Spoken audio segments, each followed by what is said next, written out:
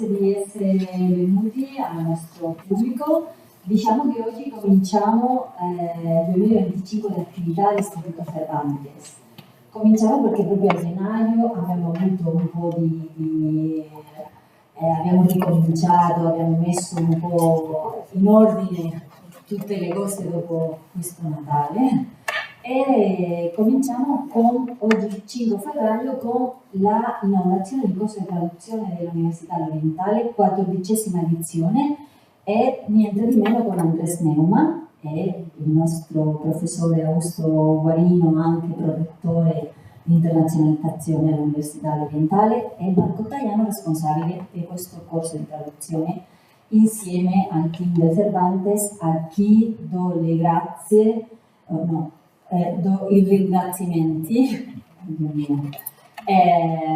come sempre Giovanna, Valeria e la parte di accademica con la nostra professoressa Pilar, Teresa che è impegnata in una riunione con l'ambasciata. Niente, io dirò soltanto che abbiamo la fortuna di avere a questo noto scrittore giovanissimo Andrés Neumann, che ha avuto giovanissimo. Noi abbiamo avuto Andrea Carandini, che era un giovanissimo scrittore, e niente da dire perché per me la giovinezza non è un dato cronologico. Ok?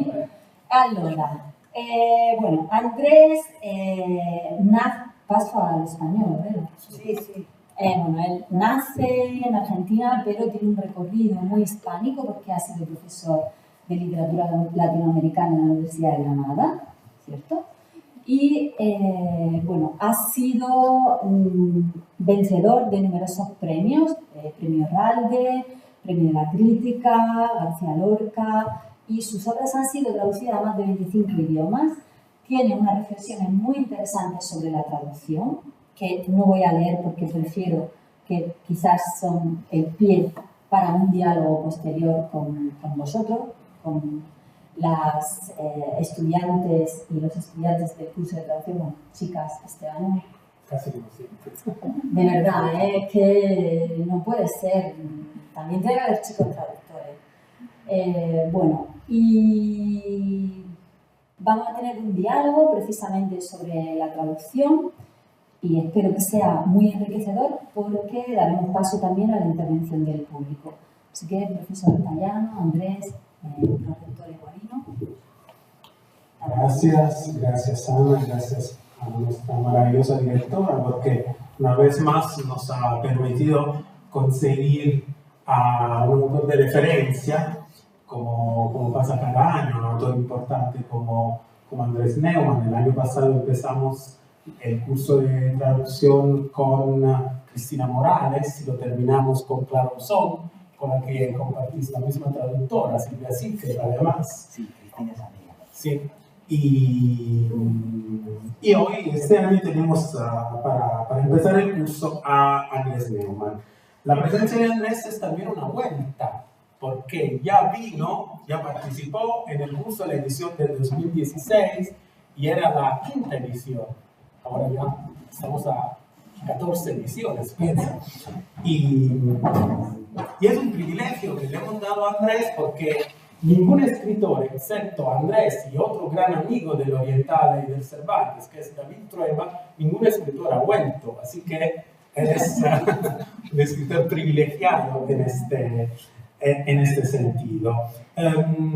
Andrés no es solo un escritor importante que tiene una trayectoria muy extensa y que, digamos, ha producido una literatura que pasa de la poesía al ensayo, a la narrativa. Es también un renovador de la escritura, del cuento, y es un punto de referencia, una persona que analiza los procesos narrativos en el contexto literario y cultural español. Es también interesante que haya sido publicado por varias editoriales italianas. Es muy heterogéneo desde este punto de vista porque te publicó Ponte alle Grazie por el principio, te ha publicado una editorial que solo se ocupa de poesía, que es Ensemble, IT han publicado sus reediciones, que es una editorial que se ocupa de escritores latinoamericanos, y también Einaudi, que es nuestra gran editorial de tradición, de narrativa. Y entonces esto también sería interesante analizar, ¿no? La relación que ha tenido con estos mundos tan diferentes entre ellos. Antes de pasar la palabra a Augusto para que os dé también la bienvenida a él, quería darle la bienvenida a nuestras nuevas alumnas del curso, nuevas matrículas que están por allí, mezcladas con el público, digamos, generalizado. Será un placer pasar estos 3 meses y medio con vosotras, y a partir del miércoles que viene empezaremos a trabajar. Hoy es solo, digamos, una inauguración y una oportunidad para empezar a reflexionar sobre el acto de la traducción y hacerlo con quien produce la literatura, o sea, el escritor. Entonces, antes de pasarle la palabra a Andrés, se la paso a Augusto, también para decir que, querido Augusto, hemos llegado a 14 ediciones, y como digo cada año, ya tenemos más ediciones del Gran Hermano y de la Isla de los Famosos. Sí, 14 es un número que un poquito asusta y asombra, ¿no? Ya tenéis para un soneto. Sí, en caldo, por lo menos. No, yo no nos voy a robar tiempo. Añado que es un privilegio tener aquí a Andrés y tener otra vez aquí, como ha dicho Marco. Yo he venido hace un par de años. Y lo que yo digo siempre es que, por lo menos hablo por mí, nosotros organizamos este curso sobre todo para traer escritores, ¿no? Porque siempre es un privilegio poder conversar con los creadores, ¿no? Y este es el caso de Andrés, y estoy seguro de que va a ser una charla muy interesante. Lo que decía antes Andrés es que le interesa mucho la interacción con el público, ¿no? Que haya tiempo para hacerle preguntas o interactuar, ¿no? Entonces, Andrés, bienvenido. Y mi primera pregunta: ¿cómo le has dado este tema a tu intervención? La traducción es un altro original, la traducción es otro original. Empezaría hablando de esto, de tu enfoque, ¿no? de tu idea de que es de ver la traducción como en efecto es, como otra forma de escribir un texto y no solo de reproducir. Y ante todo, bienvenido. Gracias por volver. Bueno, muy buenas tardes y muchísimas gracias por la invitación, por el extraño privilegio y por la muy buena compañía.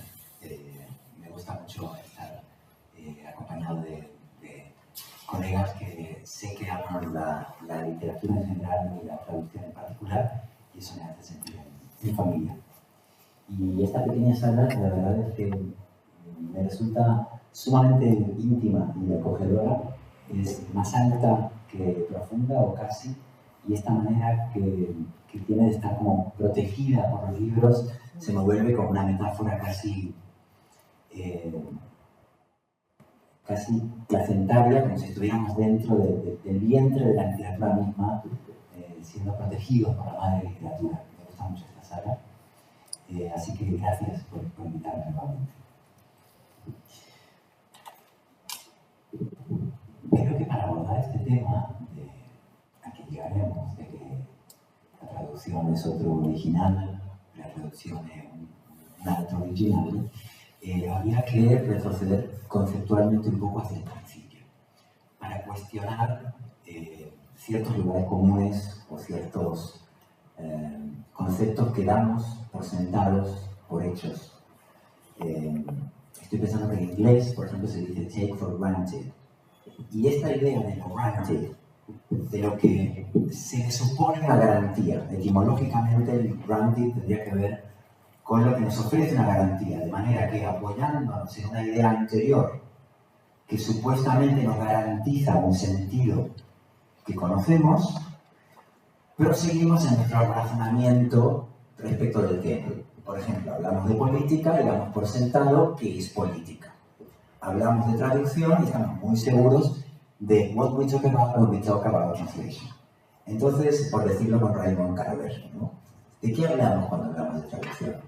Como este libro maravilloso, ¿no? ¿De qué hablamos cuando hablamos de amor? Y como creo que entre el amor y la traducción hay múltiples relaciones, de las que ahora hablaremos, porque creo que el amor es un acto de traducción y la traducción es un acto de amor, vayamos entonces al principio. ¿De qué hablamos cuando hablamos de traducción? O por lo menos, ¿en qué pienso yo cuando hablo de traducción? Por empezar, la traducción presupone, en el imaginario colectivo, que necesitamos dos lenguas para hablar de traducción. Y este para mí es el primer gran malentendido, esta primera falsa garantía a partir de la cual todo se complica y se vuelve confuso. Porque la traducción de una lengua a la otra es solo una de las muchas modalidades que hay de traducción. Pero la traducción es un modo de ser y de estar. Y la traducción, además, no es un acto voluntario, es inevitable. La traducción es una fatalidad. No se puede no traducir. Entonces, si partimos de aquí, nos damos cuenta de que en nuestra propia lengua, que llamamos materna, aunque en realidad todas las lenguas son extranjeras, vivimos traduciendo todo el tiempo. Nunca sabemos qué estamos diciendo y ni decir qué están diciendo las demás personas. La comunicación es un acto de traducción, pero el habla también es un acto de traducción. Entonces estaba pensando, por ejemplo, en la disputa del sentido de cada palabra que se produce en el interior de una cultura o de una lengua. Por dar un ejemplo muy contemporáneo, político de nuestro tiempo, la palabra libertad. La palabra libertad está sufriendo una disputa muy importante a nivel global y es una batalla por la traducción de esa palabra. Libertad no significa lo mismo para la Revolución Francesa que para los neo-autoritarismos contemporáneos. Pero el significante es el mismo. Liberté. ¿Es la liberté lo mismo en el contexto de la Ilustración o digamos desde un marco del progresismo clásico que para las nuevas ideologías autoritarias? Claramente no se traduce de la misma manera. Entonces entraríamos también en la disputa de los sinónimos. De manera que para hablar nuestra lengua y emitir una opinión necesitamos hacer una operación de sofisticada y delicadísima traducción. Es decir, que el original no existe. No es que al salir del original perdemos la certeza y entramos en el territorio incierto de la otra lengua. Es que nuestra lengua es incierta, extranjera y sometida a traducción permanente. Por otra parte, me gusta pensar que leer, la lectura, es un acto supremo de traducción. Leer es traducir. Leer en tu idioma es traducir. El ejemplo perfecto es la lectura de poesía. Un poema no quiere decir algo y luego se traduce a otra lengua. Un poema pide ser traducido en su propia lengua. No se sabe qué dice. Por eso me interesa especialmente la traducción de poesía. Soy traductor de poesía, sobre todo, casi nunca he traducido narrativa. No es que la narrativa sea unívoca y no tenga polisemia y no tenga ambigüedad, por supuesto que sí. Pero digamos que la poesía es un ejemplo extremo de hasta qué punto cada palabra es una invitación compleja a la traducción de una lengua a sí misma, de una lengua a la misma lengua, o de una lengua que se convierte en otra en el acto de ser leída. Por eso me divierte cuando a veces te dicen, cuando hablamos de traducir literatura, escucho muy a menudo la opinión de, traduces poesía. Eso es más difícil, ¿no?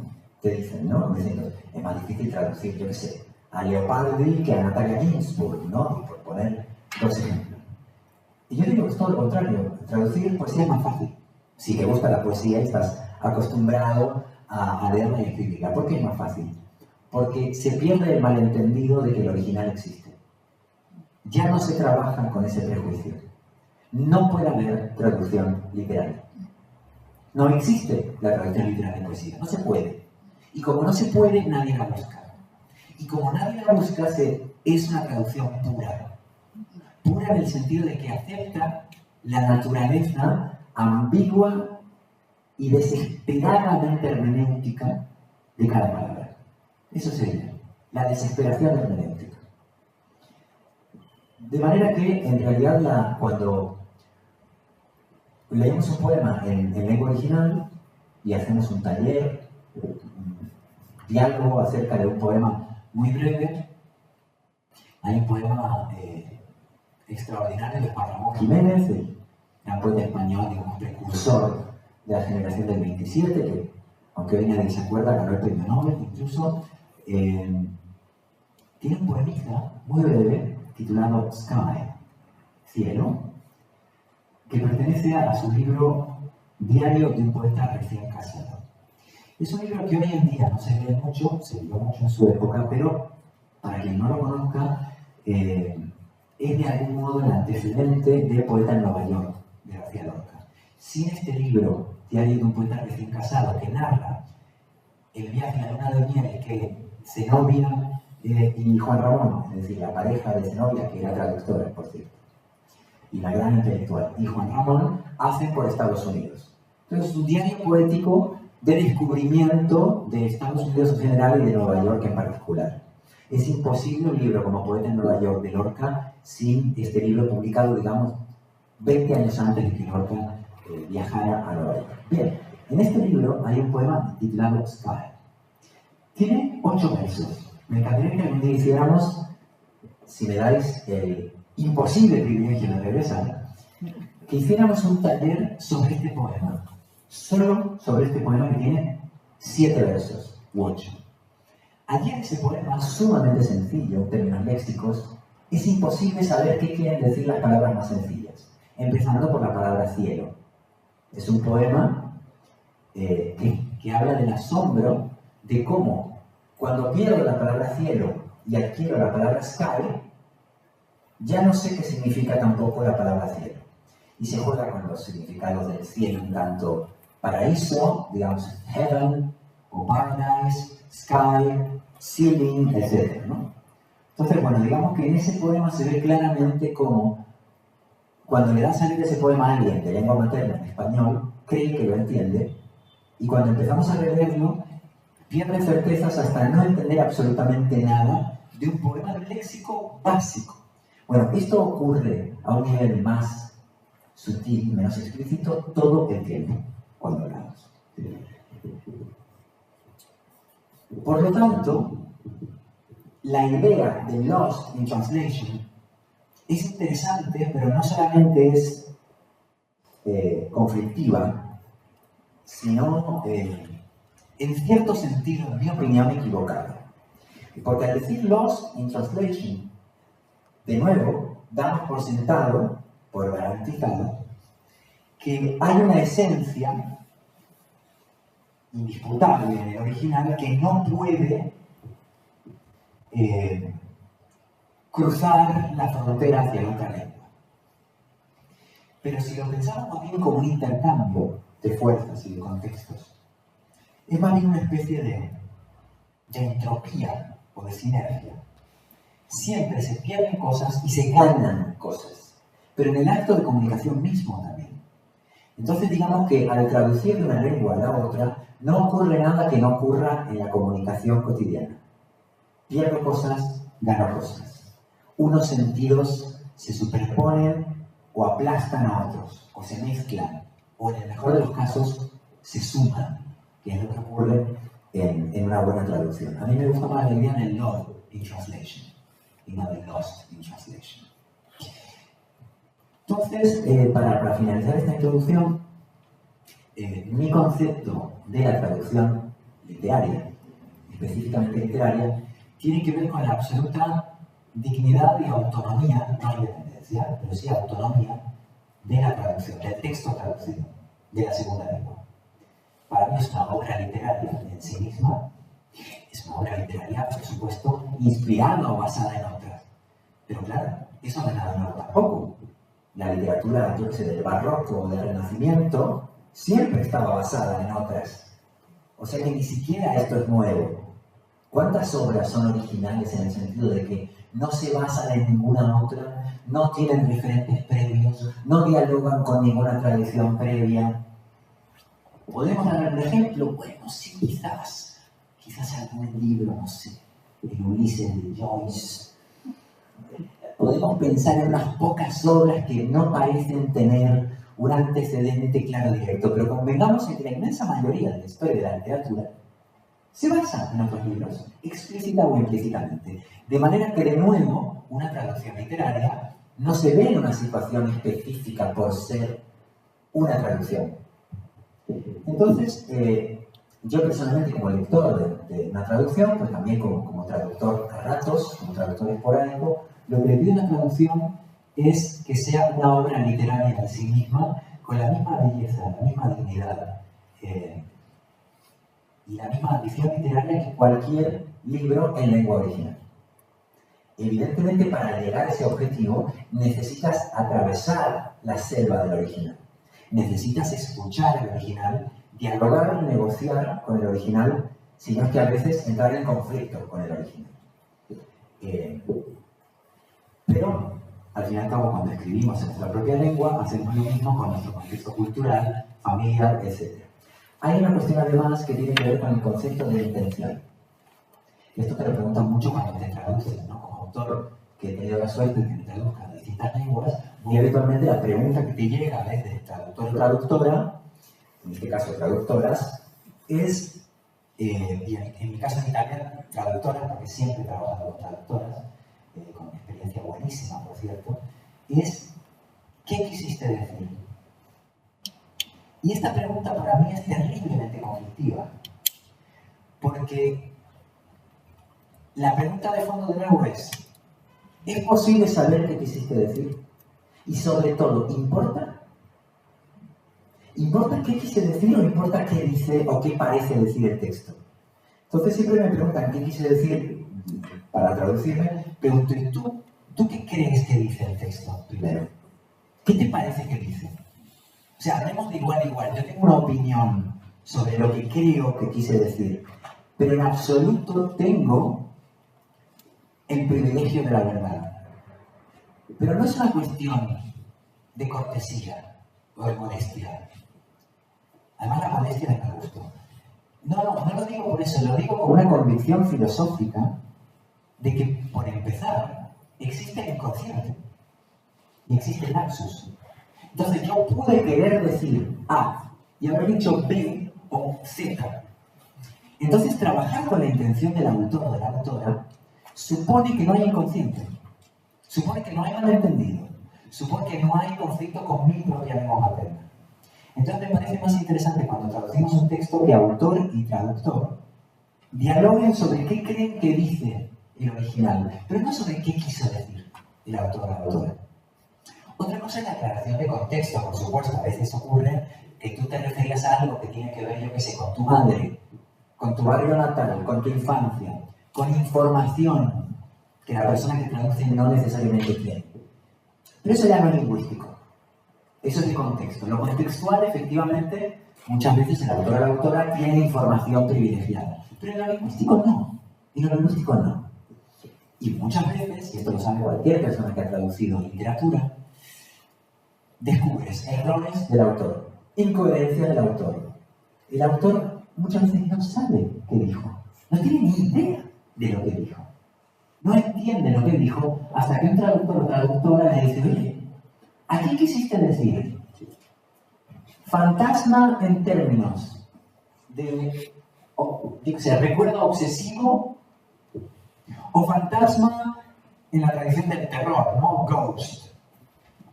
Y tú relees el texto original y dices, ni idea, es imposible que yo lo sepa.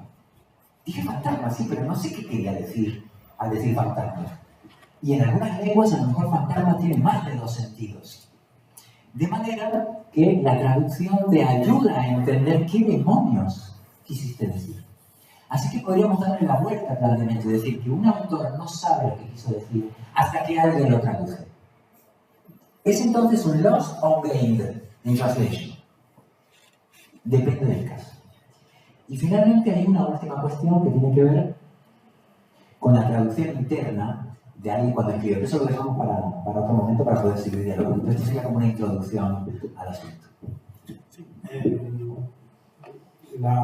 Las últimas cosas que decía me han recordado un artículo de los años 60 de Italo Calvino, artículos que escribía en los periódicos, en un periódico que se llamaba Il Giorno de Milano, cuyo título era Tradurre il vero modo di leggere un testo. Es un texto muy famoso, pero el verdadero sentido de este título sería essere tradotto il vero modo di leggere il proprio testo, porque allí Calvino dice lo mismo que decías tú antes, o sea, que a través de las traducciones de idiomas extranjeros que se hacía de sus textos, él aprendía cosas que no se había dado cuenta que pertenecían a su texto. Como Calvino era un poliglota, ¿sí? Que conocía muy bien el inglés, el francés, el español, nació en Cuba. Gracias a la traducción tuvo la oportunidad de conocer elementos, aspectos, rasgos, matices que él no se había dado cuenta que estaban en el texto y que el traductor, como otro original, te muestra, te desvela. Y por eso mi pregunta es si alguna vez te ha pasado algo similar en la lectura de las traducciones que hicieron de tus textos al francés, al italiano, al inglés, al alemán, porque tú conoces también bien el alemán, pero traduciste algunos poetas alemanes, ¿no? Me parece, por el pasado. Así que mi pregunta podría ser esta.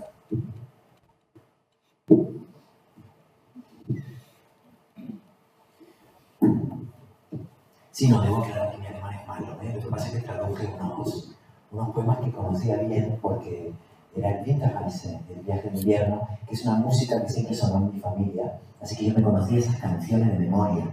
Pero si me das otros poemas que no sean esos, no los puedo traducir bien, así que no. Sería falso decir que soy traductor de alemán, ¿no? Aunque traduje un libro de alemán, pero sí conozco mejor el francés o el inglés. Me encanta que menciones a Calvino, primero porque es una figura por la que siento mucha admiración.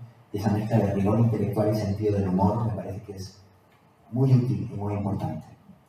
Pero además, siempre que pienso en Italo Calvino, me acuerdo de su traductora al español y de la pareja de su traductora al español. Me explico. Digo, porque probablemente vosotras no lo sepáis porque leéis a Calvino en italiano, naturalmente. Pero en español a Calvino lo leemos casi siempre traducido por Aurora Bernaldez, que además de una gran traductora y una gran intelectual, fue la pareja de Julio Cortázar. Así que la pareja de Julio Cortázar era la traductora de Calvino. Y le he escuchado a Aurora Bernaldez, murió hace poco porque llegó casi a los 100 años, fue casi inmortal, y era una mujer lucidísima, divertidísima. La escuché decir cosas muy inteligentes y muy interesantes sobre la traducción en general y sobre traducir a Calvino en particular. Y hay una historia bonita en el papel que jugaba la traducción en la vida cotidiana de Aurora Bernaldez y Julio Cortázar. Como quizás recordaréis, tanto Aurora Bernaldez como Julio Cortázar eran traductores profesionales, traducían para la UNESCO, si no recuerdo mal, eran traductores, digamos, diplomados, y además eran tan brillantes ambos que en la oposición oficial, en el concurso oficial para adquirir ese puesto que se adquiría con un examen,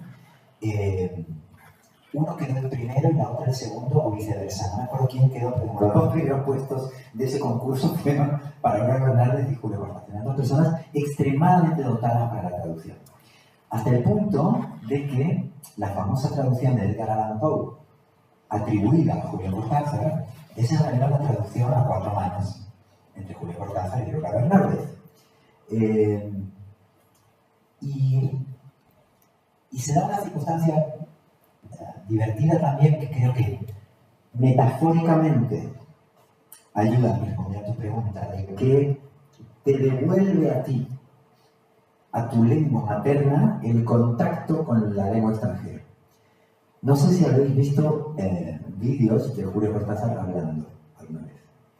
Bueno, entonces se acordarán de que Cortázar hablaba con la R y tenía como una gran dificultad para hablar con la R. Mucha gente pensaba que era por afrancesado, porque de tanto tiempo viviendo a París había adquirido la R. No. Cortázar tenía un defecto fonológico y no podía pronunciar la R. Nunca pudo. Y al llegar a Francia encontró el pretexto perfecto. Entonces todo el mundo creía que Cortázar estaba muy influenciado por el francés y por eso hablaba con la R. Pero el pobre no podía decir ferrocarril. Entonces digamos que de algún modo su hándicap encontró un hogar en la lengua extranjera. Y eso pasa mucho cuando estás en contacto con un traductor. Te das cuenta de lo que no entendiste, lo que no sabías, lo que no dominas de tu lengua. Es decir, tu lengua y tu sentido se ve completado en contacto con otra lengua. Luego, claro, creo que traducir es una actividad superior a la escritura. Quiero decir, superior en el sentido intelectual, cultural y lingüístico. No es superior en su prestigio social. Nadie admira más a los traductores que a los autores. Pero creo objetivamente que es una actividad superior. ¿Por qué? Porque al traducir, como de algún modo insinuaba Calvino, al traducir leemos y escribimos el mismo libro al mismo tiempo. Es una actividad doppia, ¿no? Pero simultáneamente doble, a eso voy. No es que primero leemos y después escribimos. Estamos reescribiendo lo que leemos. Y de hecho muchas veces muchos traductores trabajan así, ¿no? Como en paralelo. Y es un acto de ida y vuelta de la lectura a la escritura. Entonces es una actividad más completa. Implica la lectura, la interpretación y la escritura en el mismo gesto. Esto nos lleva entonces, inevitablemente, a una parte un poco descuidada, a mi gusto, de la traducción literaria, distinto de la traducción profesional en términos de traducción consecutiva, simultánea, la interpretación, ¿no? Ese es otro género que implica otras cuestiones y que conozco menos. Si hablamos de traducción literaria, siendo que creo que un traductor o traductora tiene autoría y las mismas exigencias que un autor o autora, entonces inevitablemente vamos a la necesidad de que alguien, una persona que traduce, deba prepararse literariamente, no solamente en el plano lingüístico. Alguien que traduce literatura no es alguien que domina una lengua extranjera y vivió en ese país, que ayuda muchísimo y bienvenido, ¿no? Que así sea. Pero si no manejas las herramientas literarias en tu lengua, en la lengua en la que vas a traducir, no se puede producir esa sensación de algo original. O sea, todo traductor es un escritor, explícita o implícitamente. No hace falta ser italo-calvino, pero hace falta ser escritor. Aunque sea de manera secreta, necesitamos prepararnos literariamente. Leer poesía, escribir poesía, comportarse como alguien que escribe, no como alguien que estudia filología. Y lo digo con todo respeto porque soy filólogo. O sea, la filología me encanta y la lingüística me encanta, pero con eso no hacemos una traducción literaria. No. Entonces necesitamos tener contacto lingüístico con la literatura, pasiva y activamente. Así que digamos que mi idea dignificadora y enaltecedora de la traducción conlleva también una responsabilidad mayor a la hora de enfocar tu formación. Insisto, no se trata de que tengas que publicar 5 novelas de éxito para traducir, sino que tengas costumbre de escribir literatura en tu lengua. No importa si lo haces en una libreta en tu casa o si te publica una editorial, pero estar en contacto con la creación literaria. Eso me parece importante. Y en ese ida y vuelta de la lectoescritura, hemos visto cómo se puede ir del original a la traducción, pero también se puede ir de la traducción al original. Porque a mí me ha ocurrido mucho, cuando estaba en contacto con mis traductores, traductoras en el caso de Silvia Siqueni, que me gusta tanto lo que ha hecho la persona que me ha traducido, cuando tengo ocasión de entender la traducción. De hecho, ahora mismo estoy haciendo eso. Estoy revisando una traducción al inglés de uno de mis libros. Cuando veo algo que no me convence, lo digo, mira, no voy a tocar. Pero cuando veo algo que me gusta mucho, vuelvo al original y lo cambio para traducir la traducción. Así que yo voy, es una especie de acto como un poco Penélope de tejer y destejer. Voy destejiendo el original en función de cómo se va tejiendo la traducción. Así que la traducción me abre caminos del original que me permiten mejorarlo. Así que muy habitualmente hago reescrituras del original para adaptarme a la traducción. De manera que llega un momento en que en algunos pasajes del libro no se sabe cuál es el original y cuál es la traducción. Porque yo me convierto en traductor de mis traductores. Parece un juego de Borges, pero no es literalmente así. O sea, anoche hice eso. Tomé una página y la volví a escribir porque me pareció que era mejor la traducción que la original. Que había tenido mejores ideas, ¿no? Y esto es un gran placer, también mucho trabajo, pero en todo caso habla un poco de cuál es mi idea menos jerárquica, más horizontal y de ida y vuelta entre traducción y lo que llamamos texto original. Esto lo hacen mucho los músicos y los dramaturgos, ¿no? Sí. En Italia, por ejemplo, Eduardo de Filippo, ¿no? Cambiaba el texto según lo que iban improvisando los actores, ¿no? También esto que a veces y los músicos, ¿no? Y también esto que dices del original. Bob Dylan, bueno, Jimi Hendrix, ¿no? Que le agradeció a Bob Dylan la ocasión de haber interpretado All Along the Watchtower, y dijo Bob Dylan, no, yo lo he escrito, pero la pieza es tuya. Porque la había mejorado, ¿no? Había hecho algo mítico, ¿no? Como luego han sido la mayoría de las cosas que ha tocado en los dos sentidos Jimi Hendrix. Y luego esto del inconsciente, ¿no? Pienso que te habrá hecho saber que compartes la misma opinión que tenía Pablo Neruda, ¿no? Porque a nosotros nos contaba el profesor Bellini, ¿no? El profesor Bellini fue el gran introductor de Pablo Neruda en Italia, que en una ocasión, traduciendo un texto, no sé qué boda, se encontró en dos ediciones con dos variantes, ¿no? Una palabra que tenía una letra, algo como, yo qué sé, que podía funcionar en las dos versiones, ¿no? Entonces, ¿cómo se conocían?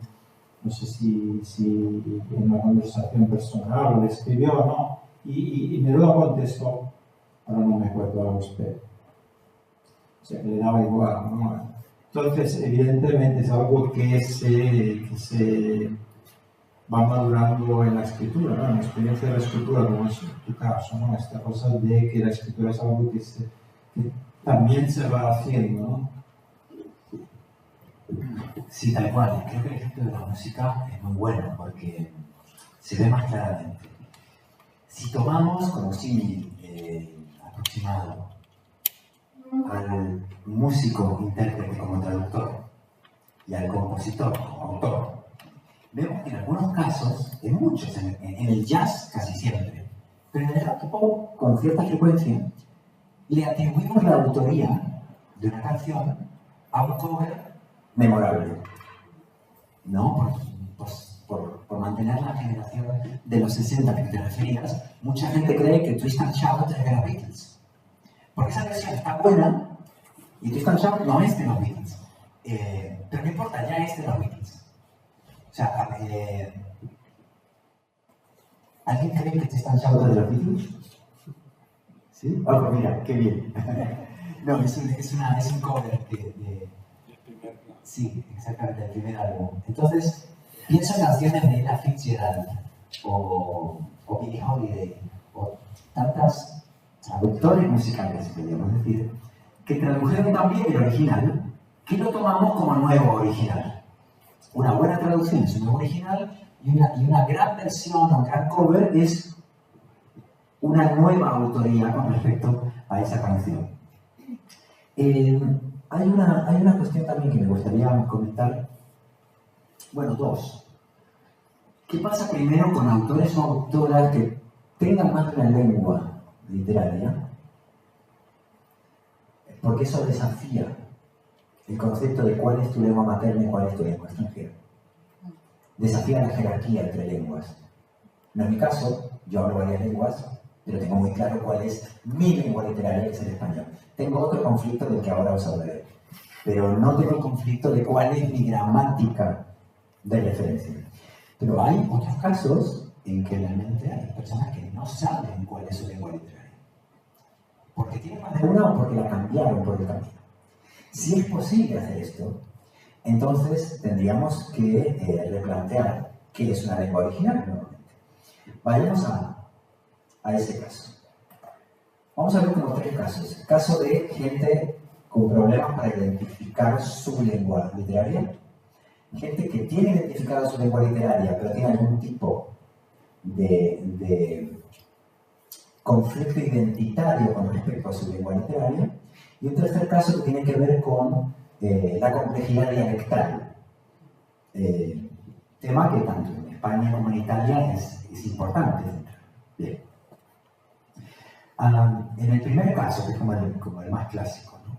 Estoy pensando en un caso como fácil de analizar, más fácil, que es el de Joseph Conrad, porque claramente el corpus de su obra podemos decir que está en inglés.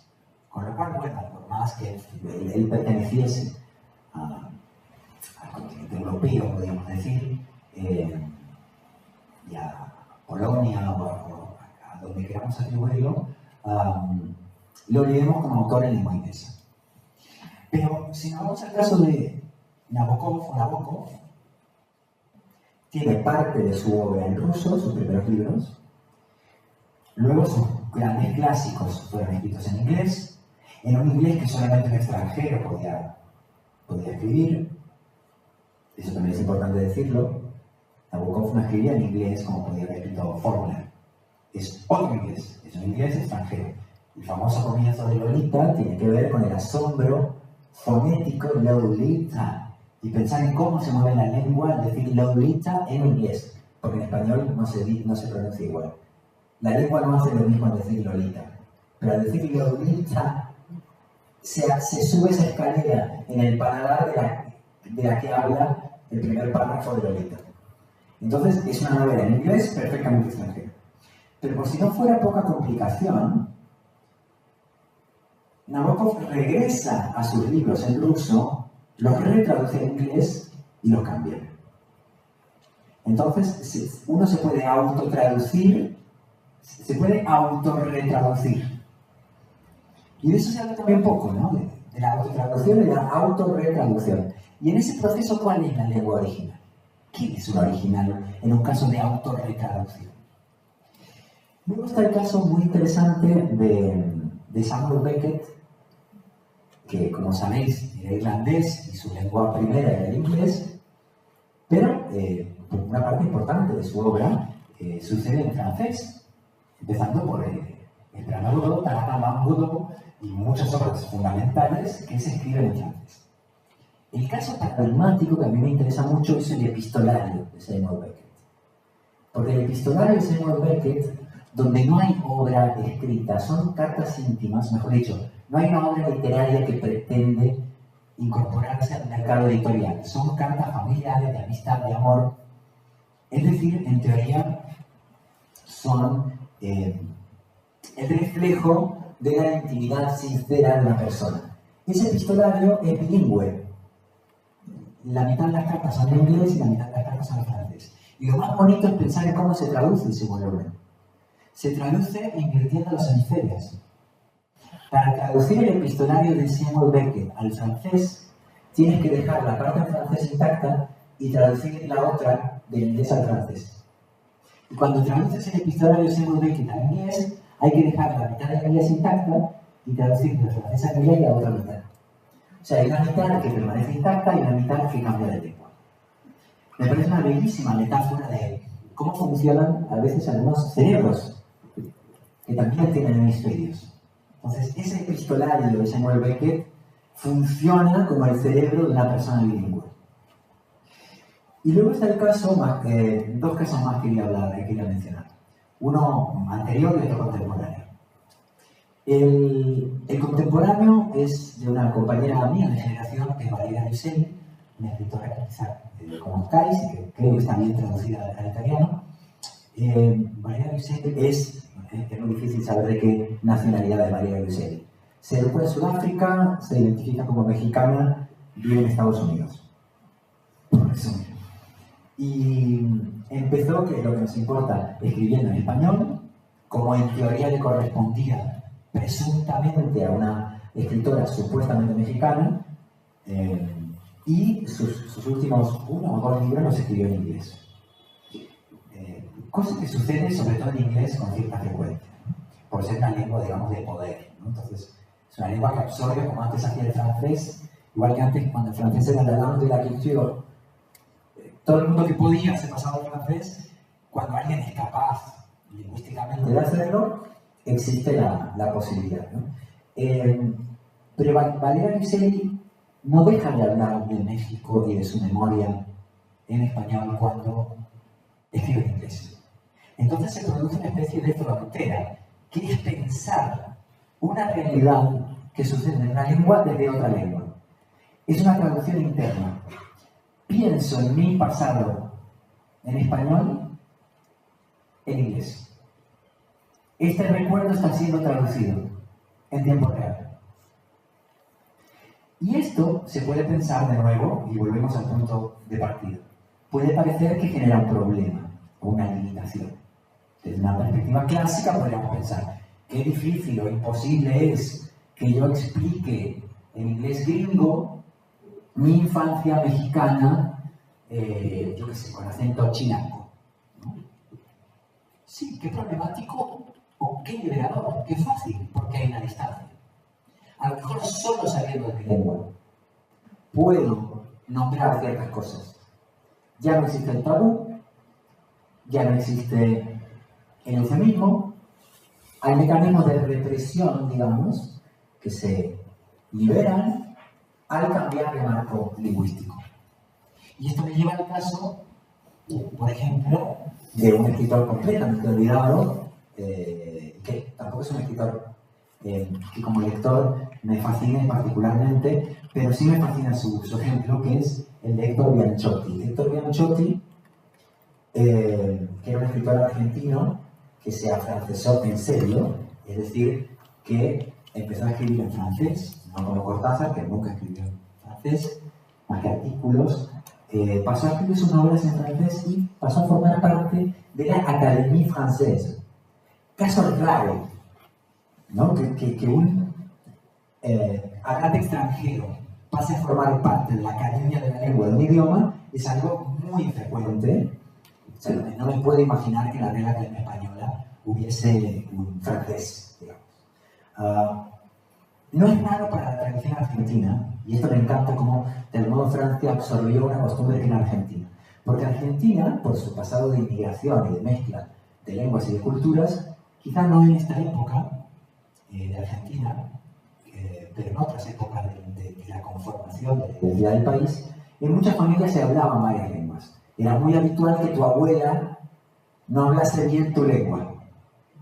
Y esa lengua podría ser, por ejemplo, el italiano, como sabéis, ¿no? Esto, entre finales del 19 y principios del 20, todo el mundo tenía un familiar italiano en Argentina, y no hace falta insistir en la relación entre Argentina y Nápoles, porque está obvia y evidente. Ya hemos hablado de Maradona, intervenimos aquí, no hace falta, pero digo, la relación tan intensa entre el sur de Italia y Buenos Aires bueno, pues infinita, ¿no? Infinita. Pero no solo con Italia, que es especial la relación, pero ocurre lo mismo con los judíos del este de Europa, ocurre lo mismo con Escocia, con Irlanda, con Alemania. Hay mucha mezcla, ¿no?, de lenguas. Entonces, se da un caso muy curioso en Argentina, que es que uno de los autores canónicos de nuestra literatura, digo nuestra porque yo soy mitad español, mitad argentino, y mi familia es casi toda argentina, pero he pasado casi toda mi vida en España, así que en realidad no sé muy bien qué soy. Tenemos el ejemplo de Gombrowicz, o Gombrowicz. Él, gran escritor polaco que vivió buena parte de su vida en Argentina, jamás escribió una línea en español. Es más, con asombrosa impermeabilidad, Gombrowicz nunca aprendió bien español, a pesar de que pasó un montón de años en Argentina. E influyó radicalmente en la literatura argentina a través de las traducciones que sus amigos hicieron. Y a Gombrowicz se lo considera un autor argentino, a pesar de que nunca escribió en español. Que esto era más raro. Es muy extraño que un autor influya en una literatura nacional sin escribir en su lengua. Es casi imposible que ocurra, pero puede ocurrir.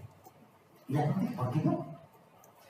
Entonces es interesante que un país capaz de tomar como clásico a un autor que no comparte lengua haya después exportado a Francia a un autor que pasa a formar parte del canon y de la Academia Francesa. Héctor Bianchotti solo habló de ciertos recuerdos de infancia argentinos en francés. Escribió más sobre su infancia argentina en francés que en español.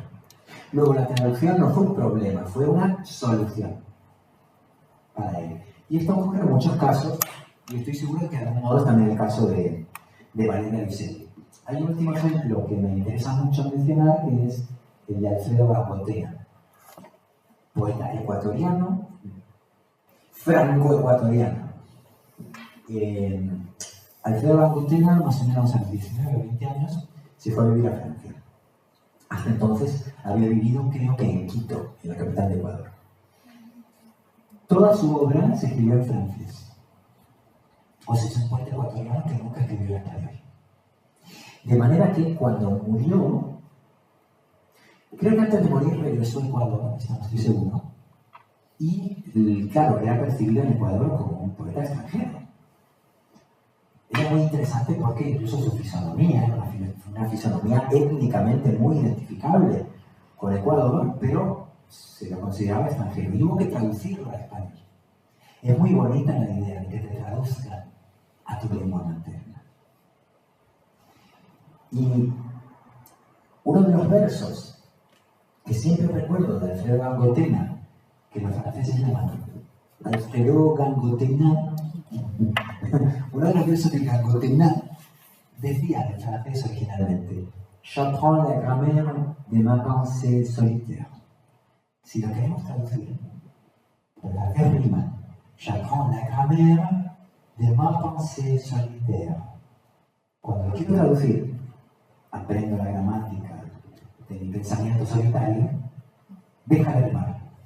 Suena peor. O sea que Alfredo Gambotena perdió al ser traducido a su lengua materna. No fue devuelto a su lengua materna, fue exiliado a su lengua materna.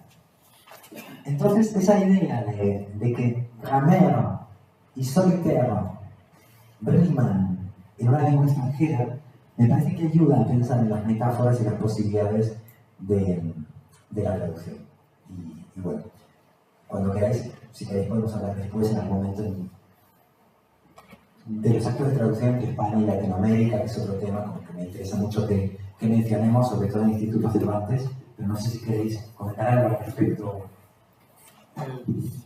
No, ante todo quería saber si, entre tanto, puede participar también el público en la charla, si hay preguntas para Andrés, también preguntas para aclarar algunos asuntos. Buonasera, buenas noches. ¿Es válido considerar que se tiene que crear la traducción en mi idea? está bien visto como una persona que en un lugar donde hace calor se viste de un modo y en un lugar donde hace frío se viste de otro modo. Pero la persona sigue siendo la misma. Es válido considerar que si uno no controla, no maneja, no domina el idioma al que está traduciendo,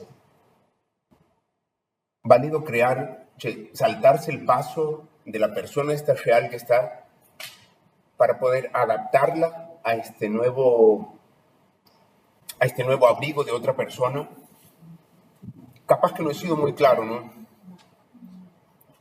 ¿Cómo se hace para seguir manteniendo el concepto y la idea cuando no dominas el idioma al que estás traduciendo?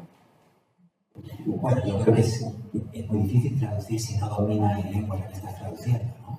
O sea, creo que dominar la lengua a la que estás traduciendo... Bueno, no me gusta, empecemos por el principio, no me gusta el concepto de dominar. Sé que no lo has inventado tú. No, es que se usa mucho, no lo digo por ti.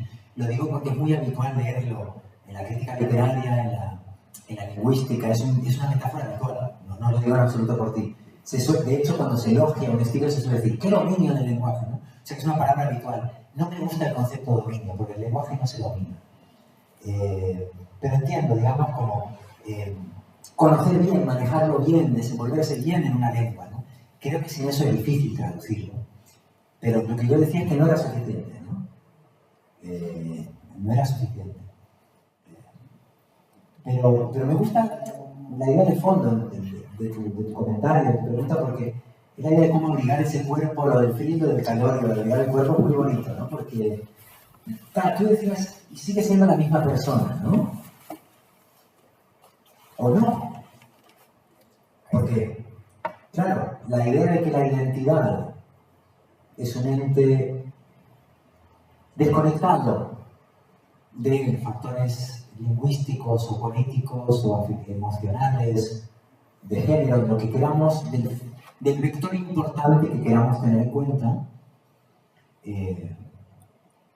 me hace acordar a un chiste de Mafalda en que Manolito, el personaje, el niño cuyo padre es un inmigrante español, dice, no, ahora pasó a la Argentina, dice, no, yo a lo mejor podría haber nacido con otro nombre, en otro lugar, en otro momento, pero yo nacía, ¿no? Dice, si no hubiera sido yo, pero hubiera sido yo. ¿Sí? ¿Seguro? Entonces la pregunta es, ¿al cambiar de lengua sigue siendo la misma persona? ¿O al cambiar de lengua se operan unos trastornos de la identidad? ¿O se liberan costados de la identidad? Pienso en dos cosas con respecto a tu comentario. Primero, que quizás el no conocer o no tener, digamos, una competencia total de la segunda lengua. Si hablamos de una autotraducción, no entiendo la pregunta, va por la autotraducción, no vas a traducir a alguien a una lengua que no maneja, ¿no? Pero si quizás se pueden dar ciertos hallazgos poéticos, precisamente por la incomodidad gramatical, ¿no? Que luego se pueden evitar. Sí que creo que algunos autores y autoras que cambian de lengua sin alcanzar el manejo de la lengua que pudieron tener Conrad o Nabokov, que no es que escribieran bien en inglés, escribían mejor, porque tuvieron que estudiar la lengua. Eran más conscientes del inglés que la gente de habla nativa, así que eran superiores al inglés. Pero en otros casos donde no se da ese manejo del inglés, se puede generar una especie de originalidad, de belleza extraña, de incomodidad gramatical y sintáctica que puede tener su valor estético. Cuando eso sucede habitualmente hay un editing más fuerte que trata de normalizar lo gramatical sin perder esa extrañeza, ¿no? Pero entonces en ese caso suele ser una coescritura, ¿no? Más bien. Y ese caso sí lo he visto en alguna ocasión. Pero habría que ver si somos las mismas personas al cambiar de lengua. A mí me da la impresión de que las lenguas extranjeras son el antídoto de nuestras enfermedades identitarias a veces. Porque es clarísimo que una persona del Caribe, por más abrigada que esté en Noruega, cambiaría, ¿no?, su forma. Ya, no tiene ninguna duda. Es más, conozco un caribeño viviendo en Dinamarca, que se llama Daniel, es una isla. Y ese ejemplo perfecto, lleva 30 años. Es del Caribe, en este caso colombiano, pero Caribe al fin. Y lleva viviendo 30 años en Copenhague. Entre el Caribe y Copenhague hay unas distancias extraterrestres, ¿no? Y le ha pasado, claro, que tiene como dos identidades, dos vidas, dos maneras de entender al prójimo. Él dice que dos personas. Y la extraña suma de esas dos. Cuando escriben, quizás tenga que buscar una tercera. Quindi un tercero. A lo mejor cuando escriben en inglés, el colombiano y el danés se encontrarán, no sé. Otra pregunta, antes de pasarte la palabra, Selina. No, se me ha ocurrido, por lo que decías tú de la dominación del lenguaje, un chiste muy famoso del humorista Eugenio, del que David sacó una película. El chiste era: usted domina el inglés, bueno, si es bajito y se deja, ¿no? Que es uno de los chistes más famosos de este humorista genial de los años 70. Otra pregunta que viene directamente de México esta vez. Selina. Mi pregunta es, ¿qué opinas acerca de la traducción en tiempos de la inteligencia artificial y el papel y la responsabilidad que tenemos los profesores y los formadores de conocer un mismo es el enemigo o no, utilizarlo como instrumento, en a qué punto, y sobre todo a nivel del tiempo? Yo he traducido textos por años y estabas ahí completamente concentrado. Cuando pasaban 4 horas te das cuenta que habías traducido 2 páginas y con plena satisfacción, con sudor en la frente, feliz de tus 2 páginas, y no pasaba nada porque sabíamos que ese era el ritmo de la traducción, sobre todo perder el tiempo. Y ahora los alumnos llegan de un día a otro con ese vórtice, así, con esa avalancha de texto traducido en segundos. Entonces, ¿qué papel pueden tener los profesores? ¿Qué papel pueden tener los formadores para utilizarlo como herramienta, como enemigo, con sospechas, con alianzas, no sé? ¿Tú qué piensas?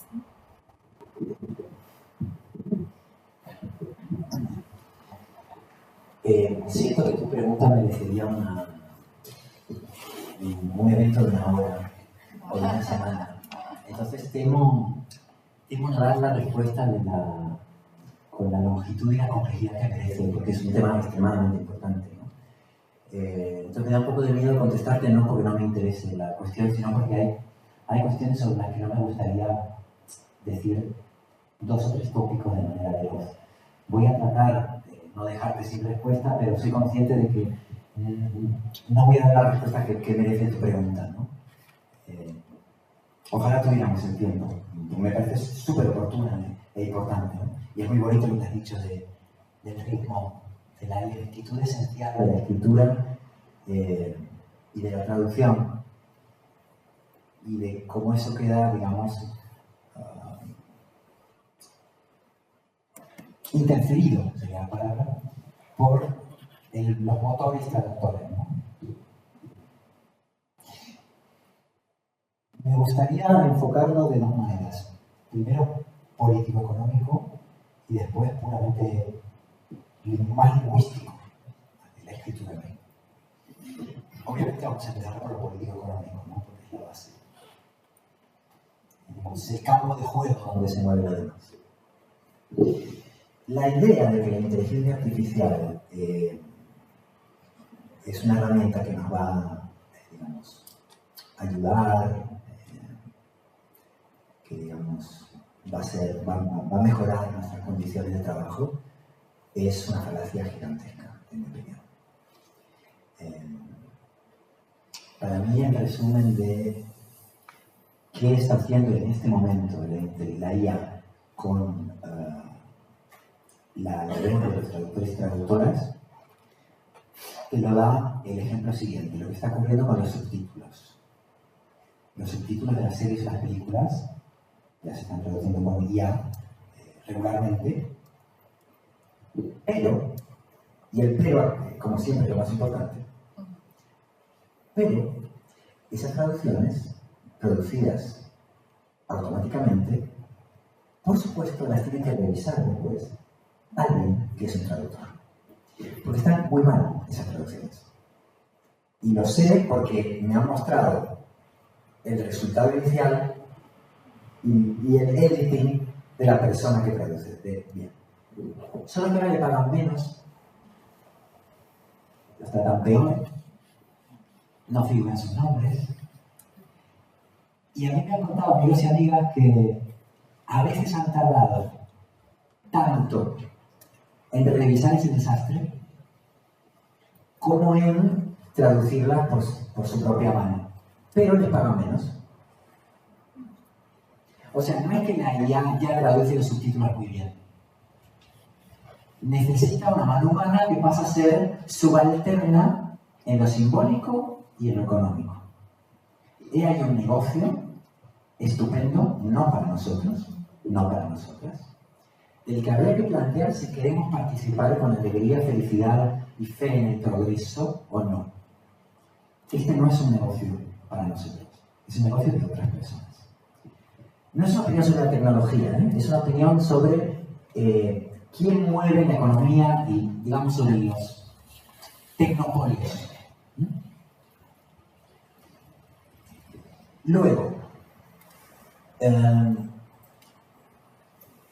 también me acuerdo de un caso que no es de traducción, pero viene a cuento, que era de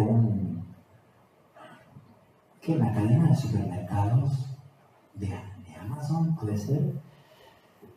No recuerdo, una cadena de tiendas, que es a lo que voy, como donde te ibas sin pagar.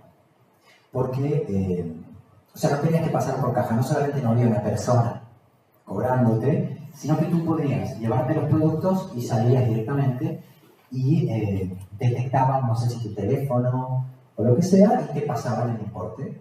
O sea, te podías ir sin pagar, ¿no? Salió la noticia y me pareció que es exactamente lo que está pasando con la traducción.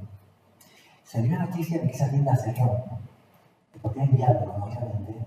Porque había en el sótano un montón de personas mirando la cámara y corrigiendo los errores de las cámaras. Estaban subempleados, se les pagaba muy mal, pero trabajaban las mismas horas que si hubieran estado en la caja cobrando ellas mismas. De manera que era como una perfecta absurdo kafkiano, pero en el camino hubo quien construyó esas máquinas, quien vendió la patente, quien compró el local, quien especuló inmobiliariamente con eso. Hubo un negocio en algo que no era práctico, no era funcional. Bueno, pues en lo lingüístico, ahora esto es lo económico, ¿no? Así que, digamos, no seamos naif a la hora de enfocar esto, ¿no? Decir, ¡ay, qué bueno, el robot me va a ayudar! Pensemos un poco más allá de eso, ¿no? Ahora vamos a lo lingüístico. Porque alguien podría pensar, bueno, sí, pero puede ser muy útil, ¿no? Puede ayudarte en tu trabajo como traductor si alguien te da trabajo. Si alguien te da trabajo para eso y no lo hace un robot. Creo que depende de qué tipo de traducción hablemos. Porque los subtítulos, todavía, cuando la IA mejore, que mejorará, porque además la estamos entrenando gratis, ¿no? We're trainers for free. Trainers for free. Es un nuevo oficio donde entrenamos un motor gratis y además nos parece divertidísimo, ¿no? O sea que estamos siendo, digamos, gozosamente autoexplotados. Digamos, somos todos empleados del señor Musk y parece que estamos felices con esto. Pero todavía la IA que va mejorando, en textos unívocos, yo he hecho esa prueba. En textos, digamos, que no tienen demasiado desafío semántico, formal, estilístico, pueden obtener traducciones razonablemente eficaces, buenas. Todavía no escribe bien literatura, y hemos hecho esa prueba también. Yo he pedido escribir un poema, el resultado hasta ahora es desastroso, desastroso. Es cómico, involuntariamente cómico, ¿no? Y así como anécdota, para que la gente joven que está aquí no confíe demasiado en la IA como fuente de información. Si buscan, si preguntan con quién estoy casado, quién es mi esposa, la respuesta de la IA, al menos hace unos meses, no lo he vuelto a mirar, me avisó un amigo que mi esposa era Elvira Lindo, la famosa escritora española, que está casada con Antonio Muñoz Molina hace 30 años, y a la que no he visto en mi vida. O sea, nunca en mi vida he visto a Elvira Lindo. Sé quién es, tengo sus libros, no he tenido el gusto de hablar con ella nunca, y según la IA, tenemos hijos y somos muy felices. No, pero tengo la tentación de escribir un artículo sobre... Querida mujer. Sí, no, sobre digamos, mi matrimonio accidental con una persona a la que no he visto nunca, ¿no? Y también pedirle disculpas a Antonio Muñoz Molina y decirle que yo tampoco lo sabía, que me acabo de enterar, ¿no? Que no se enfade porque yo mismo no era consciente. Te digo, más allá de que hay errores, que en la Wikipedia nunca aparecerían. La próxima batalla de Elon Musk es contra Wikipedia. Ya sabéis que está contra Wikipedia, porque ahí hay información, digamos, más objetiva. Ahí no puedes parar fake fácilmente. Entonces veremos una batalla contra Wikipedia ahora muy importante. Entonces, más allá de no confiar en la IA como fuente de información, la IA china de ahora, como sabéis, no puede contestar preguntas políticas. Entonces la inteligencia no es, ¿no? Digamos, es un buen esclavo en todo caso. Esa inteligencia es un esclavo. Lo que pasa con las traducciones literarias de la IA, cuando hablamos de traducir un poema, o un texto con ambigüedad, con sentido del humor, con ironía, si utilizas la IA primero, lo he probado, y luego tratas de editarla, como en los subtítulos, y dices, bueno, me encargo que traduzca esto. Yo lo paso por el motor, por el engine, y luego lo mejoro. Se produce un problema de punto de partida, porque a veces el tono no es el adecuado. Y eso ya no lo puedes editar. Por eso te sirve para traducciones funcionales. Traducciones informativas, periodismo plano, probablemente subtítulos llegan a un punto en el que traducirán bien, a no ser que sean diálogos un poco raros, un poco, yo qué sé, si traducen diálogos chispeantes, humorísticos, si sea Billy Wilder, a lo mejor es complicado, pero si es, hola, ¿qué tal? Sí, ¿cómo estás? ¿Tienes un cigarrillo? Maldita sea, sí, probablemente llegará a un punto, si es que no hemos llegado ya, pues se traduce solo. Pero muchas veces cuando le pides ayuda a la IA para traducir, imaginemos Emily Dickinson, por mencionar a mis poetas favoritas. Si yo tomo los mejores poemas de Emily Dickinson y le digo, ¿podrías por favor traducírmelo al español de México tapatío del siglo XXI? El resultado de entrada probablemente tenga un problema tonal, con lo cual te verás teniendo que deshacer casi todo lo que ha hecho la IA y volver a hacerlo tú. Entonces la pregunta sería, ¿para qué necesitas la IA? Entonces, cuando el desafío es el tono o la puesta de estilo, creo que es complicado técnicamente, más allá de lo político, que un algoritmo te resuelva esas decisiones tonales. Entonces yo ahí distinguiría lo que es la traducción informativa, que creo que la IA la puede hacer, la va a hacer y va a ser la manera. La traducción más artística me parece que es, no solamente creo que es poco aconsejable políticamente, creo que es problemática lingüísticamente por lo que te digo. La primera decisión que toma la IA del tono que darle muchas veces no es la adecuada y eso no se puede revisar, mejorar, corregir.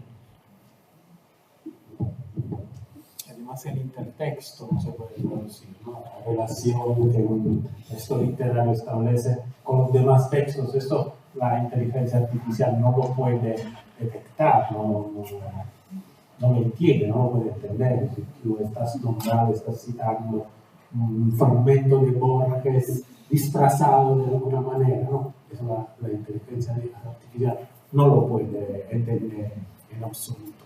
¿Más preguntas? Si hay, si no, como creo que tenemos ya que concluir porque con Andrés el tiempo pasa muy rápido por las cosas muy interesantes que analiza y que profundiza. creo que lo mejor, Andrés, para terminar esta charla, sería que tú le des una sugerencia a las nuevas traductoras que empiezan hoy el curso, o sea, ¿qué le dirías a un nuevo traductor que empieza con este trabajo, que empieza con un taller de traducción literaria para la editorial? ¿Cuál es lo primero que se te ocurre? Bueno, primero, esta pregunta tiene que ver con una parte que me dejé sin responder de la compañera de México, que la eludí un poco porque no soy nadie para dar consejos, francamente. O sea, ¿qué aconsejo? No me gusta dar consejos, ¿no? Voy a dar, digamos, mi opinión, y si quizá mi opinión pueda servirle a alguien, pero un consejo es diferente, ¿no? Un consejo es decirle a alguien qué tiene que hacer, ¿no? Y eso no me siento capaz.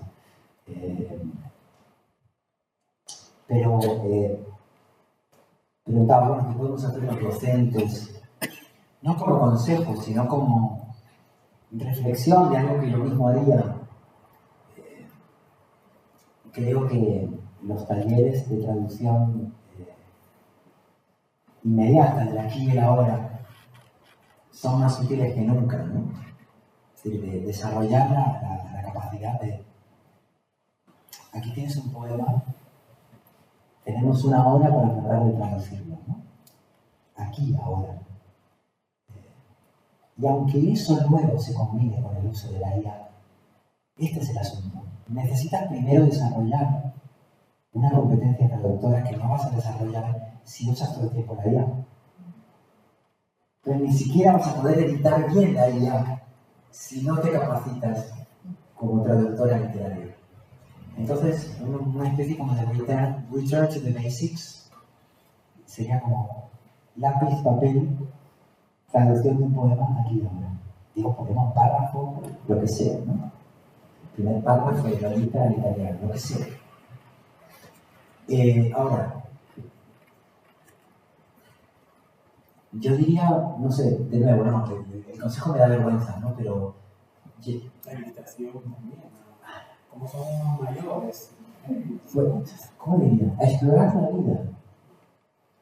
Quiero decir,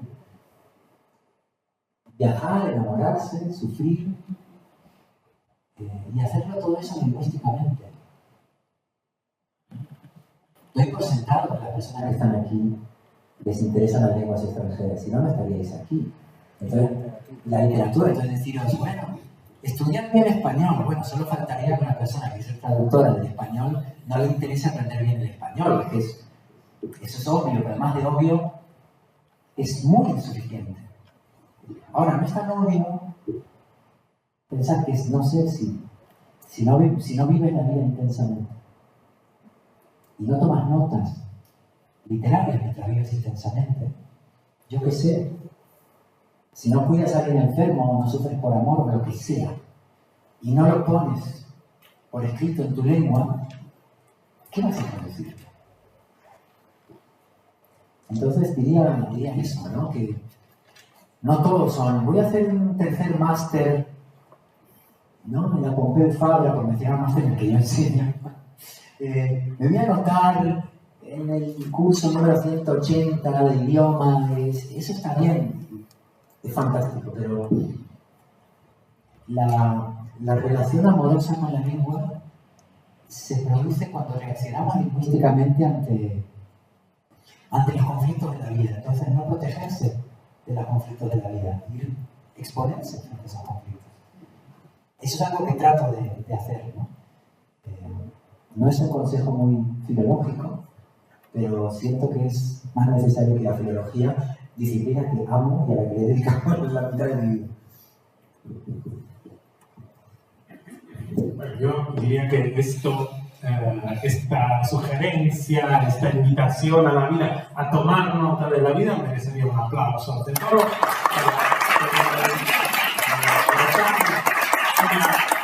Eso también me ha recordado un fragmento de un texto maravilloso de Augusto Monterroso, que decía que mientras la comunidad, digamos, el grupo de escritores guatemaltecos y mexicanos estaban bailando tomando cerveza. Había uno un poco más joven de ellos que se llamaba Ernesto Cardenal, sentado a tomar nota de la vida.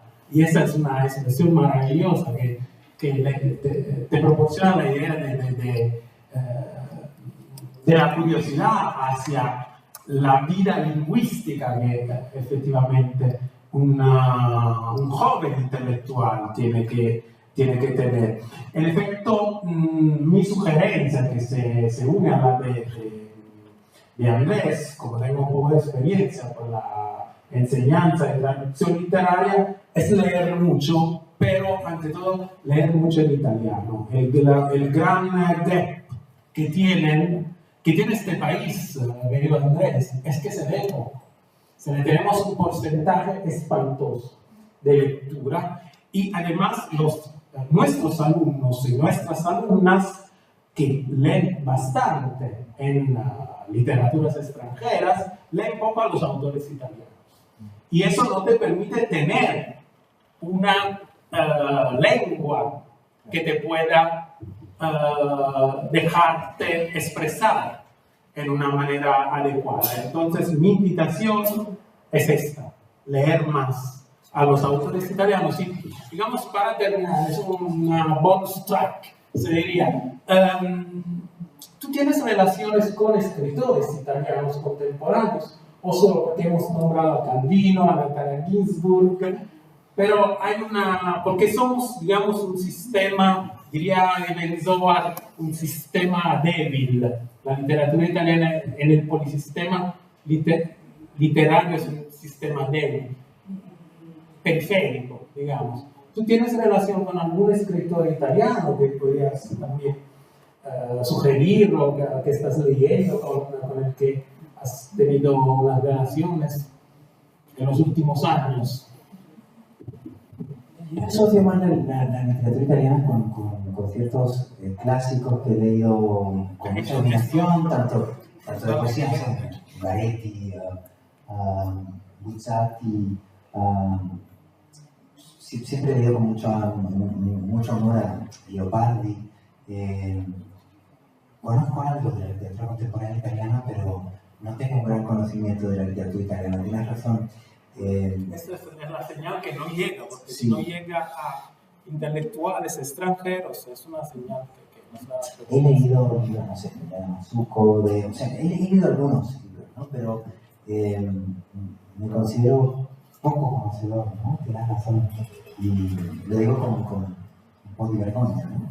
Pero estaba pasando, ¿quieres comentar algo para cerrar?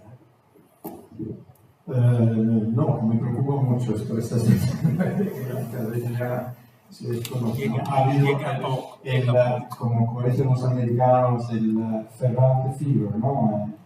Que no sé si es algo bueno o malo para la literatura italiana, pero mientras estabas hablando, ¿no? me daba un poquito de tristeza, ¿no? Porque la impresión es que el gran momento de la literatura italiana ya pasó.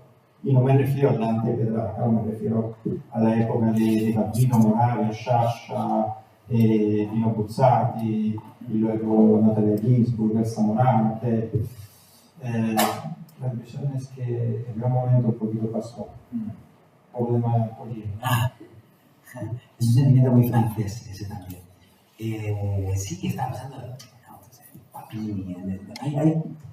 Si pienso en bibliotecas, salen bastantes nombres italianos, pero efectivamente no son, digamos, habitualmente del siglo XXI, ¿no? Todos los que has mencionado los he leído con mucho interés, ¿no? Pues, han mencionado el gran autor de la obra estanca, que me encanta, ¿no? O sea que hay mucho. Me gusta también la poesía de la generación, digamos, posterior al neorrealismo. Sí, hasta entrando el siglo XX, digamos, hay una sensación de continuidad que luego se rompe, ¿no? Pero, o sea, prefiero a veces, ¿no? Y a toda esa generación. Pero quería decir algo relacionado con, si es que alguien quiere preguntar algo más. que nos dejamos un poco en el tintero y que creo que es importante porque hay una persona de México. ¿Tú de dónde eres? Argentina. Ah, bueno, entonces te voy a pasar algo. Te voy a argentinar si quieres un poco. Es una cosa que hago solo en familia, pero vamos a argentinar. Hay una cosa que pasa cuando la extranjería de la que estábamos hablando se produce dentro del seno de la misma lengua, de tu propia lengua. Y esto es algo especialmente propenso que pase en la lengua castellana, como la llamamos, ¿no? Española, castellana. Muchas personas que vienen familias de exiliados o niñas cuyos padres fueron inmigrantes, gente que nació con él en Europa, en España, ¿no? Y sus padres y madres son de un país latinoamericano. O bien gente, como en mi caso de mi hermano, que nos educamos, hicimos la escuela en dos países y tuvimos una infancia bifurcada con él, ¿no? En ese caso te pasa algo que es muy específico y que no coincide con el paradigma del que hablamos antes, ¿no? Beckett, Nabokov, no cambiar de lengua literaria, sino que empezás a dudar para siempre de tu lengua materna. No sabes cómo decir algo en tu lengua, no sabes cómo pronunciarlo, tenés como una especie de crisis fonética, una especie de entonación extranjera, ¿no? Como de pronto no sabes hablar en tu lengua materna. Recuerdo esa sensación que tuve en la escuela de chico, de tener, no sé, 14 años y decir no sé hablar español. ¿No me entienden? No entiendo. Y claro, no entender tu lengua materna a los 14 años es muy extraño. Y eso genera un fenómeno que no es tan raro en realidad, o sea que es frecuente, de mucha gente que pierde la sensación de dominio o de posesión de su propia lengua materna. Y entonces se pasa el resto de su vida escribiendo en su lengua materna como un extranjero, y eso tiene repercusiones también en la manera, no solamente en la prosa, por supuesto, sino que tiene repercusiones en el argumento, en la estructura. De pronto son libros que se llenan de personajes errantes, de espacios ambiguos. Hay una especie de desorientación general que no tiene que ver solamente con si decís concheto o pijo, fresa o frutilla. No es del orden léxico, canilla, grifo, eso es lo de menos. Sino que hay una especie como de manera de entender al personaje que cambia. Y sería muy interesante analizar esa especie como de alma errante que tienen muchos autores y autoras cuando sin irse de su gramática se van de su dialecto nacional e ingresan en otro tipo de escritura que produce extranjerías en el seno de lo materno. O sea, ya no es paradigma, digamos, binario, materno versus extranjero, sino la extranjería inoculada dentro de lo materno. Ese es un fenómeno específico y lo menciono porque es un fenómeno de traducción interior y simultánea de la propia lengua. Yo hasta el día de hoy, el que llegó en España 35 años,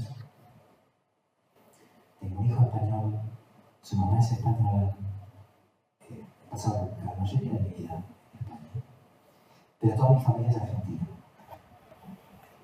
Y hay una cosa interesante que también es muy argentino, como sabes que a lo mejor te pasa a vos también. Mis 8 bisabuelas y bisabuelos, o los 8, ninguno hablaba español como lengua materna. Y los 4 abuelos y abuelas, todos tenían de lengua materna el español. Es decir, que entre los bisabuelos y los abuelos se produjo, ¿no? como el arraigo, ¿no? En la, digamos, identidad nacional argentina. Pero pensar que ninguno de mis 4 bisabuelos y ninguna de mis 4 bisabuelas tenía como lengua materna la misma que la mía, es algo que no se puede omitir. Quiero decir, no es una anomalía, no es una excepción, no es algo raro. Es un modo de identidad. Y para analizar el cual no sirve el paradigma de lo materno a lo extranjero, lo nacional es más complejo, el extranjero metido dentro de las casas de las familias y de la memoria afectiva de la gente, ¿no? Entonces, me gustaría terminar con una anécdota sobre mi abuela, si me permite. Siempre que puedo hablo de mis abuelas, es mi tema favorito. Entonces, con ocasiones sin ella, como decía Gramsci, que hablar de la teoría, no, bueno, pues, con ocasiones sin ella vamos a hablar de mi abuela. Ya que no preguntan por mi abuela, les voy a hablar de mi abuela. Soy un panfletario de mi abuela, digamos. De mis dos abuelas. Les voy a hablar, no de una, de las dos, pero muy rápidamente. La primera, mi abuela Dorita, sus papás, su madre y su padre hablaban yiddish. Eran judíos askenazis de zonas que hoy en día son Ucrania, Bielorrusia, la Gran Polonia, digo la Polonia con un territorio diferente al que tiene ahora, etc. Siempre permanentemente invadido por rusos, alemanes, etc. Bueno, mi abuela Dorita Kovensky, creció escuchando hablar yiddish a su mamá y a su papá. Pero mi abuela Dorita nació en Argentina y se murió hablando en castellano y su lengua habitual era el español, pero entendía y hablaba perfectamente el yiddish. Ella supo desde siempre que su nieto, en este caso yo, escribía, me gustaba la traducción, mi abuela era una gran lectora.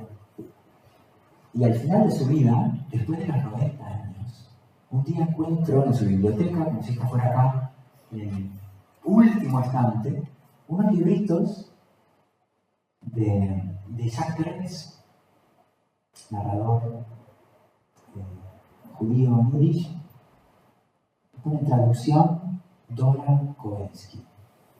Digo, bueno, ¿vos tradujiste libros? Me dice, sí, yo traduje un par de libros en los años 40. Digo, ¿y por qué no me dijiste nada? Me dijo, bueno, no sé, en realidad. Habíamos hablado de literatura toda la vida. Habíamos hablado de traducción. Ella me se preguntó y se olvidó. Obviamente eso habla de cierta generación de mujeres, indudablemente, cuyo trabajo no se valoraba, que se autopostergaban, por supuesto. Pero la idea del olvido de la traducción, porque ella me había hablado de muchas otras cosas que ella había hecho, de los trabajos que había tenido, de los viajes que había hecho, pero omitió la parte de la traducción. Y eso me lleva a mi otra abuela, mi abuela Blanca. Sus familiares eran de Francia y algunos de Italia. Y de España, o sea, de la parte mediterránea, digamos. Su mamá, es decir, mi bisabuela, se llamaba Juliette Pinot. Y a los 3 años, su familia emigró, así que ella llega a Argentina con 3 años. Claro, para alguien que no haya convivido con una persona de 3 años, o que no tenga hijos, hijas, sobrinos, puede pensar que a los 3 años no hay mucha lengua. Pero a los 3 años se tiene un contacto intensísimo con la lengua materna. Mi hijo a los 3 años, hablante abrumador, es decir, o sea, Juliette cuando llega a Argentina hablaba muy bien francés, un francés casi completo. Lo olvidó. Oficialmente Juliette no entendía el francés. Se murió sin decir una palabra en francés, no le enseñó francés a sus hijos y decía que no hablaba ni le interesaba hablar francés. Un caso, digamos, de sobreadaptación. Ahí está el dolor, ¿no? del exilio, el trauma y la supresión de la lengua materna que es ocupada por la lengua extranjera. Cuando Juliette Pinot muere en español y sin decir una palabra en francés, no dijo ni au revoir y se murió. Su hija, mi abuela Blanca, decide aprender francés. Decide aprender la lengua materna que su mamá no habló. Que es un gesto precioso. Y se compra libritos de livres de poche de Gallimard, que siguen existiendo, los libritos blancos con los clásicos, donde se puede leer, por ejemplo, a Pavese o a Ginsburg, o como es el caso de los libros que heredé, a Camus, a Sartre, a Simone de Beauvoir, etc. Bueno, especialmente en los libros de Simone de Beauvoir, mi abuela, que aprendía francés con esos libritos, pero lo aprendió a los 50 y pico de años. Aprendía palabritas, yo heredé los libros donde en el margen no era con la IA. El lápiz iba escribiendo la traducción, el significado de las palabras. Y de pronto al hojear esos libros, empecé a notar algo raro. en los subrayados de mi abuela blanca, en por ejemplo La Femme Rompue, La Mujer Rota de Simone de Beauvoir. Empecé a ver que había ¿cómo se dice? Un vínculo, algo en común, un hilo entre todos los subrayados. Y empecé a ver otros libros. Y me di cuenta de que todos los subrayados eran autobiográficos. Eran como opiniones de mi abuela que subrayaba en las escritoras que le gustaban. Opiniones sobre el matrimonio, sobre los hombres, sobre la política. Lo subrayó en francés, en la lengua que su madre no le legó, en la lengua materna fantasma. Y sentí que conocía mejor a mi abuela blanca, leyendo sus subrayados, opiniones que nunca lo había escuchado. Entonces, ¿para qué sirve una lengua extranjera? Para todo eso. Y creo que será uno de los actos de traducción más bonitos que recuerdo. Mi abuela subrayando los libros de su madre en la lengua que nunca aprendí.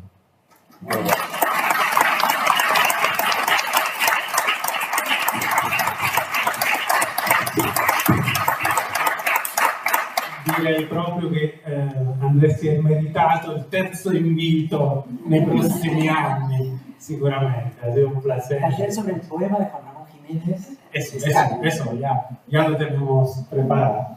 Lo podemos hacer en Skype, claro, con una conexión en las próximas clases. Grazie a tutti, a tutte. Restiamo ancora qualche minuto qui in modo che possiate salutare personalmente Andres, e con le ragazze del corso ci vediamo esattamente tra una settimana alle 15:30. Il luogo dove si svolgeranno le lezioni sarà questo stesso spazio, ovviamente con una spartizione diversa delle sedie. Grazie.